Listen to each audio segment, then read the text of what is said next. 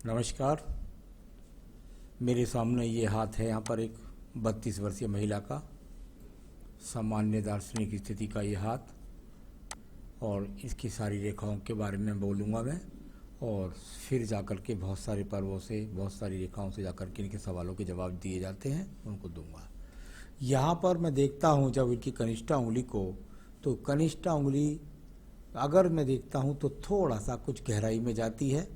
अगर लंबाई की बात करता हूँ तो सूर्य की उंगली के प्रथम पर्व तक आने वाली उंगली, यानी व्यक्ति के पास में ज्ञान की, बुद्धि की कोई कमी नहीं, भाषा शैली भी सुंदर होती है, उसकी भी किसी प्रकार से कमी नहीं है। बस इतना कह सकता हूँ कि जब थोड़ा सा उंगली गहराई में जाती है तो थोड़ा सा अप डाउन का सामना अधिकतर जीवन में ज़्यादा करना पड़ जाता है। तो यहाँ उतार चढ़ाव आपके जीवन में नौकरी से संबंधित हो, व्यापार से संबंधित हो, घरेलू स्थितियों से संबंधित हो, वो इस प्रकार के रहेंगे, और ये बताने वाली यहाँ पर ये आपकी उंगलियाँ हैं।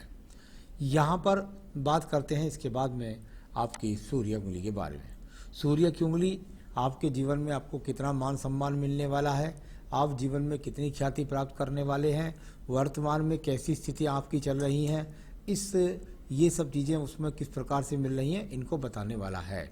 यहाँ पर अगर मैं सूर्य पर्व को देखता हूँ तो इसका प्रथम पर्व ठीक, यानी मानसिक स्थिति बिल्कुल सही है। व्यावहारिक तौर पर हल्की सी थोड़ी सी स्क्रैचेस है, इसको मैं कह सकता हूँ कि थोड़ा सा गर्मी, बॉडी के अंदर गर्मी रहती है, उसके कारण कभी कभी ऐसा हो जाता है कि जैसे एक तरह से कहते हैं भाई बीपी तो नहीं होता, लेकिन बॉडी के अंदर गर्मी बहुत रहती है, पसीना बहुत ज़्यादा आता है, इस तरह से कभी कभी गर्भ के लिए भी ठीक नहीं होता। तो कुल मिलाकर इस तरह के संकेत यहाँ पर हैं, और किसी भी प्रकार के बदनामी के योग यहाँ पर मौजूद नहीं हैं। अब बात करते हैं हम आपकी शनि की उंगली के बारे में। शनि की उंगली जीवन के अंदर अच्छी धन की स्थिति है, नहीं है, साथ ही साथ आपका स्वास्थ्य को किस तरह प्रभावित करती है, कुल मिलाकर ये सामान्य पर्वों को लेकर के मेरे पास उंगली है। यानी कुल मिलाकर मैं कह सकता हूँ कि आपके जीवन के अंदर बहुत ज़्यादा कोई रोगों का किसी भी प्रकार से प्रवेश नहीं है, धन की स्थितियाँ बहुत ज़्यादा मजबूत नहीं है। एक सामान्य परिवार में जिस तरह की स्थितियाँ होती हैं, उतनी स्थिति आपके पास में, आपके जो एक तरह से लग्जरियस जीवन है वो बहुत सामान्य किस्म का है।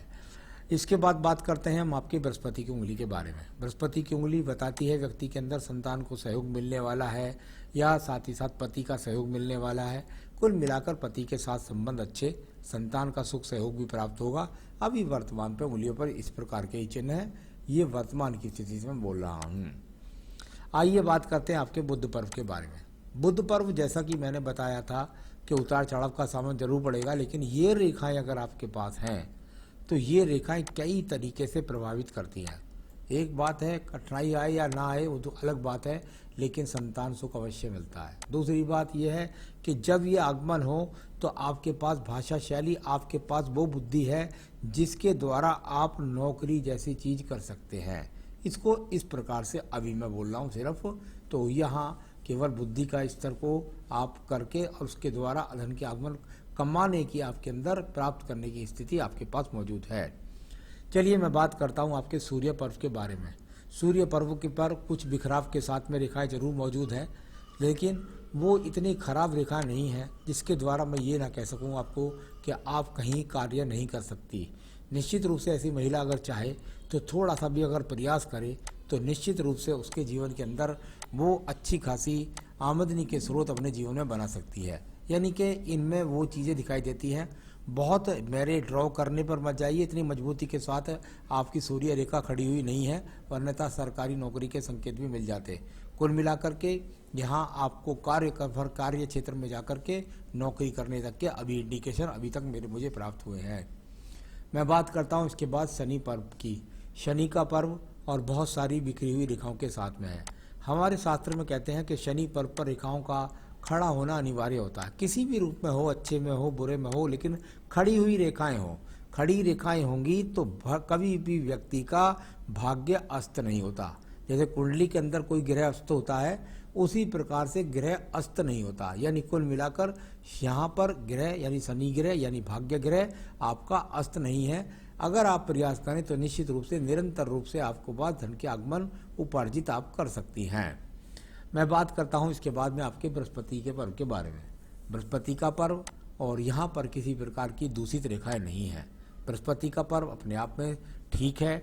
जब बृहस्पति का पर्व ठीक होगा, पति का सुख सहयोग भी मिलेगा, संतान का सुख सहयोग भी मिलेगा, साथ ही साथ आपके पास ईश्वर कृपा से आपके साधन भी बने रहेंगे। यहाँ संतान का सुख सहयोग के फिर इशारा मिलता है। अब बात करता हूँ मैं आपकी हृदय रेखा के बारे में। हृदय रेखा का दूसरा हाथ देख लेता हूँ मैं।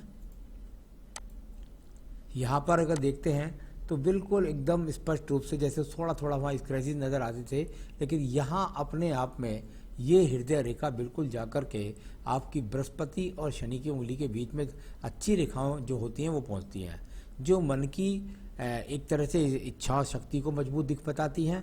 साथ ही साथ क्योंकि इंक वाली ड्रॉ में थोड़ी स्क्रैचेज आ रही हैं, कोई किसी प्रकार के पति के साथ संबंध खराबी नहीं लगती। साथ ही साथ किसी प्रकार के बड़े रोग के संकेत नहीं दिखते। मन से बहुत अच्छी है, किसी के काम आने की इच्छा आपके मन के अंदर रहती है। चलिए मैं बात करता हूँ इसके बाद में आपके यहाँ पर मंगल पर्व के बारे में। मंगल पर्व यानी कि कर्म क्षेत्र से आदि आप देखेंगे तो बहुत सारी रेखाएं आपको निकलती नजर आएंगी। ये वो रेखाएं जिनको एनर्जिक रेखा कहते हैं, यानी कार्य करने की क्षमता के लिए ये मजबूत रेखाएं होना अनिवार्य है। यानी आपके अंदर हिम्मत है, मेहनत है, आप कर्म करना चाहती हैं ऐसी, और कर्म करती भी है, इससे दिखाने वाली ये रेखाओं का संबंध यहाँ पर नज़र आ रहा है। तो ये अच्छी रेखाओं का संकेत आपकी यहाँ पर मंगल प्रथम पर्व से दिखाई पड़ता है। मैं बात करता हूँ आपकी बुद्धि रेखा के बारे में। बुद्धि रेखा को देखिएगा आप, बुद्धि रेखा आपको दो पार्ट में दिखलाई देगी। यहाँ से एक पार्ट में दिखलाई देगी। अब ये क्या हुआ, ये आपके जीवन में लगभग ऐसे समझिए जैसे आप मेरे से इस समय 32-33वें वर्ष में बात कर रही हैं, तो उसके बाद दूसरी बुद्धि रेखा का एक दूसरा उदय होगा है। यानी आज तक जो आपकी बुद्धि रेखा काम करती रही उसके अनुसार आप दूसरी बुद्धि रेखा का उदय, ये अगर कभी कभी टूटती है तो ऐसा भी कहते हैं कि बहुत तेजी के साथ क्रोध आ जाता है, तो उस क्रोध पर तो रखें नियंत्रण। दूसरा, कुछ करना चाहती हैं, बुद्धि रेखा थोड़ा आयु रेखा से अलग है, जिद्दी भी बना सकती है, अचानक क्रोध भी ला सकती है। साथ ही साथ कुछ अलग करके आप जीवन में तरक्की करना चाहती हैं, इस प्रकार का इस बुद्धि रेखा से हम लोग पढ़ते हैं। तो ये अपने आप में अच्छा संकेत है। लेकिन दूसरी बुद्धि रेखा का जो उदय है वो अस्त जाकर के मंगल के द्वितीय पर्वत पर हो रहा है। यानी कि ऐसा भी संभव है कि आप अपना दूसरा कार्य या जॉब जो भी है वो दूर स्थान से जाकर करें। अब द्वितीय मंगल पर्वत को देख लेते हैं, जिसके द्वारा झगड़े को, झंझट को, मुकदमे को जाना जाता है। ऐसा कुछ भी नहीं दिखाई देता, कोई मुकदमा, झगड़ा, झंझट आपके जीवन में नजर नहीं आ रहा। मैं बात करता हूँ आपके चंद्र पर्वत के बारे में। चंद्र पर्वत और चंद्र पर्वत पूरी मजबूती के साथ में है, यानी कुल मिलाकर यहाँ से ये वो एनर्जिक रेखाएं हैं जो दिखलाई पड़ती हैं। ये एनर्जिक रेखाएं जब चंद्र पर्वत पर दिखलाई दें तो कार्य करने के लिए आप बिल्कुल पूरी तरीके से एकदम तैयार हैं, एनर्जिक रूप से पूरी तरीके से तैयार हैं, काम करना चाहती हैं, दिमाग में बहुत सारी योजनाएं हैं, इस प्रकार को इंगित करती हैं। परंतु इसके साथ मुझे देखना पड़ता है आपकी यहाँ बुध रेखाओं को।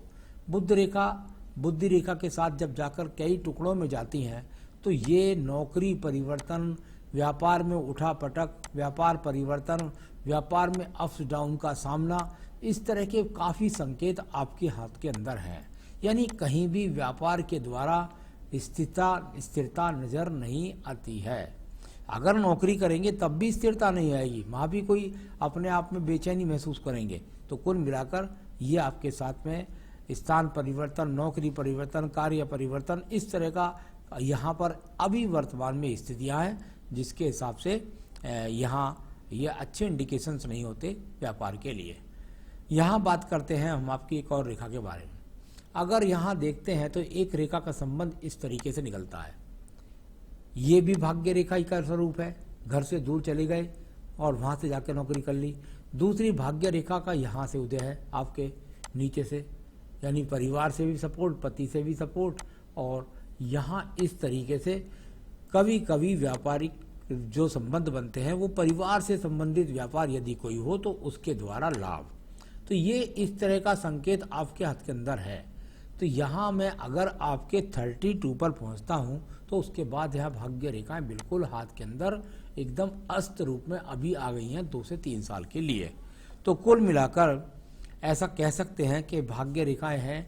आज भी यदि आप कर्म कर रही होगी तो निश्चित रूप से आपको कर्म में वो साथ देंगी, लेकिन अभी स्थिति बहुत नाजुक दिखाई देती है।